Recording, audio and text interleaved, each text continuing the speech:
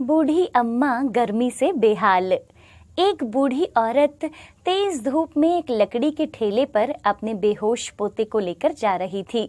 पसीने से तरमतार बूढ़ी कुछ दूर चलने पर बेहोश होकर एक गाड़ी के सामने गिर जाती है। ये कहानी है केला देवी की, जो अपने पोते के साथ रहती थी। उसके बेटे और बहू का एक कार एक्सीडेंट में देहांत हो गया। उनका उन दोनों के इलाज में सब कुछ चला गया और बूढ़ी केला देवी ने काली पन्नी से और कुछ लकड़ियां इकट्ठा करके अपना घर बनाया। उनकी जैसे तैसे सर्दी तो कट गई थी, लेकिन जैसे ही गर्मी आई, दोनों दादी पोते का गर्मी से बुरा हाल हो गया। फिर पोता बोलता है, दादी बहुत तेज गर्मी लग रही है, मुझसे यहाँ बिल्कुल भी नहीं रहा जा रहा। हम कहीं और चलते हैं। पहले तो हम इतने बड़े घर में रहते थे, फिर आज हम ऐसे झोपड़पट्टी में क्यों रहते हैं? बेटा, सब समय की मार है। पहले हमारे पास पैसे हुआ करते थे, पर अब हमारे पास इतने पैसे नहीं हैं कि हम बड़े घर में रह पाएं। इसलिए हमें गरीबी की जिंदगी काटनी पड़ेगी। मैं कुछ समय बाद सब कुछ ठीक कर दूंगी बेटा। पोता भी दादी की बात मानकर उनके साथ चुपचाप रहने लगा। लेकिन गर्मी इतनी होती है कि दिन में तो जैसे पूरा घर तप रहा हो। सूरज की डायरेक्ट किरणें उनके घर पर पड़ती थी, जिस कारण दोनों पसीनों में नहाए हुए रहते थे। धीरे धीरे रिंकू की तबीयत खराब होने लगी। दादी, मुझे बहुत तेज प्यास लग रही है। साथ ही गर्मी के कारण मेरा शरीर भी बहुत गर्म हो रहा है। प्लीज मेरे लिए ठंडा पानी ला दो। मुझे बहुत तेज चक्कर आ रहे हैं। तू चिंता मत कर बेटा, मैं तेरे लिए अभी पानी लेकर आती हूँ। तू बस यहीं पर लेटा रहे और देख, रोना मत, सब ठीक हो जाएगा। मैं अभी आती हूँ तेरे लिए ठंडा पानी लेकर। बूढ़ी दौड़ी दौड़ी जाती है और पास के कुएं से एक पानी बाल्टी के भर कर लाती है। पोता पानी पीते ही उसे फेंक देता है। छी, ये पानी तो इतना गर्म हो रहा है, इसको कैसे पीऊं दादी? इससे मेरी प्यास नहीं बुझेगी। मुझे ठंडा पानी चाहिए। प्यास के मारे मेरा दम घुट रहा है और बहुत तेज प्यास लग रही है। प्लीज मेरे लिए ठंडा पानी लेकर आओ ना। ठीक है बेटा, तो चिंता मत कर, मैं तेरे लिए जल्दी से ठंडा पानी लेकर आती हूँ। और देख, तू बिल्कुल भी घबराना मत। अगर मुझे आने में समय लग जाए तो सब कुछ ठीक हो जाएगा। मैं यूं गई और यूं आई। बेचारी बूढ़ी अम्मा फिर से जाती है और ठंडा पानी मांगने की कोशिश करती है। लोगों से भीख तक मांगती है, लेकिन उसकी कोई मदद नहीं करता। उसे कई घंटे धूप में चलते चलते हो जाते हैं। फिर वो एक औरत के पर्स में पानी की ठंडी बोतल देखती है और मजबूरी से उसे चुरा लेती है। तभी औरत उसे देख लेती है। ए बुढ़िया, क्या कर रही है? मेरे पर्स से चोरी कर रही है? शर्म नहीं आती इस उम्र में चोरी करते हुए?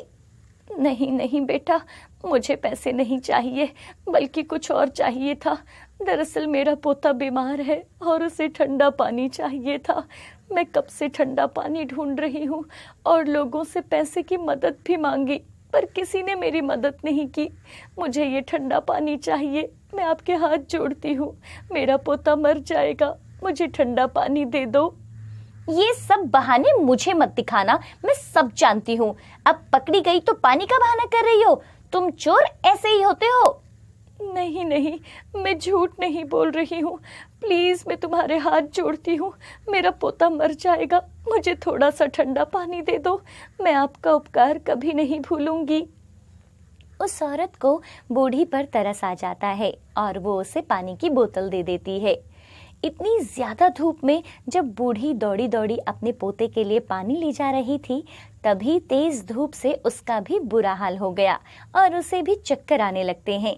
पर वो जैसे तैसे अपने पोते के पास पहुंच जाती है। बेटा चिंटू, ये ले, मैं तेरे लिए ठंडा पानी लेकर आई हूँ। जल्दी उठ और पानी पी ले।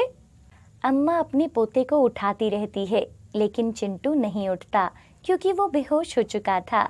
फिर बूढ़ी अम्मा उसे डॉक्टर के पास ले जाने की कोशिश करती है और वो सब पड़ोसियों से मदद मांगती है। बेटा, मेरा पोता बेहोश हो गया है, हमारी मदद कर दो, उसे अस्पताल लेकर जाना है। अम्मा, मुझे जरूरी काम से जाना है, तुम किसी और से मदद ले लो। अगर मुझे काम नहीं होता तो मैं जरूर तुम्हारी मदद करता।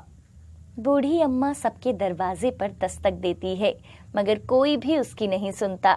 यहाँ तक कि कुछ लोग तो उसकी बात सुनने से पहले ही उसको धक्का देकर भगा देते हैं। तब अम्मा सोचती है, अब मुझे ही कुछ करना होगा। बेचारी बूढ़ी अम्मा के पास अपने पोते को डॉक्टर के पास ले जाने के लिए कोई साधन नहीं मिलता। तभी उसे एक लकड़ी का ठेला दिखाई देता है। वो उसे लेकर आती है और उस पर अपने पोते को लेटा देती है। वह कड़कड़ाती धूप में उसे लेकर जाती है। हे भगवान, आप मेरी इतनी कड़ी परीक्षा क्यों ले रहे हो? मेरा बेटा पहले ही मुझे छोड़कर जा चुका है, बहू को भी तूने मुझसे छीन लिया। उन दोनों की यही एक निशानी है जिसके सहारे मैं जी रही हूँ। अगर इसको भी कुछ हो गया तो मैं जिंदा नहीं रह पाऊंगी। भगवान, आपको मेरे बच्चे की रक्षा करनी ही होगी। केला देवी का धूप में बुरा हाल था। वो अपने पोते को ठेले पर लेटाकर उसे खींच रही थी। धूप इतनी ज्यादा थी कि वो पसीने में तरमतार हो चुकी थी। पूरा शरीर पसीने से नहा चुका था, लेकिन फिर भी वो चलते जा रही थी। अब उसके शरीर ने जवाब दे दिया था और वो बेहोश होकर गिरने वाली थी। अचानक वहां एक गाड़ी आ जाती है और एक आदमी उन दोनों को उठाकर अपनी गाड़ी में लेकर जाता है और डॉक्टर को दिखाता है। जैसे ही अम्मा होश में आती है तो उसके सामने एक लड़का था। आप ठीक हो ना? अब तो चक्कर नहीं आ रहे हैं। बताइए ना, आपकी तबीयत ठीक है? मेरा पोता कहाँ है? मेरा पोता कहाँ है? वो ठीक तो है ना? मैं तो अपने पोते को डॉक्टर साहब के पास ले जा रही थी। बेटा, तुम कौन हो? तुमने मेरे पोते को देखा है? वही तो मेरा एक सहारा है। बताओ बेटा, वो कहाँ है? अम्मा जी, आप चिंता मत करिए, आपका पोता बिल्कुल सही है और वो बराबर के कमरे में है। डॉक्टर उसका इलाज कर रहे हैं। डिहाइड्रेशन की वजह से वो बेहोश हो गया था, लेकिन अब वो बिल्कुल ठीक है। बेटा, आप कौन हो? खैर, मेरे लिए तो आप भगवान का ही रूप हो। आपकी वजह से आज मैं और मेरा बेटा बिल्कुल ठीक है। मैं आपका ये एहसान कभी नहीं भूल सकती। भगवान आपको लंबी उम्र दे। अम्मा, आप ऐसे मत बोलो। आज मैं जो कुछ भी हूँ आप ही के सहारे से हूँ। शायद आप मुझे भूल गई हो। एक समय था जब मैं सड़क पर तेज धूप में रोटी और पानी मांग रहा था और मंदिर से आते हुए आपने मुझे परेशान देखा, मुझे खाना दिया, अनाथ आश्रम में छोड़ा और मेरी पढ़ाई का खर्च भी उठाया। आज मैं आप ही के कारण पढ़ लिख कर इतना बड़ा आदमी बन पाया हूँ। तुम मुन्ना हो? बेटा, मैंने तुम्हें नहीं पहचाना था। मुझे माफ कर दो। मेरी हालत इतनी बेकार हो गई है कि अब तो मैं अपना समय ही भूल चुकी हूँ। खैर, अच्छा लगा तुमसे मिलकर।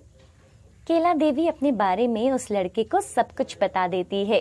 फिर वो लड़का केला देवी को और उनके पोते को अपने साथ ले जाता है और उन्हें अपनी माँ और भाई समझकर उनके साथ रहने लगता है।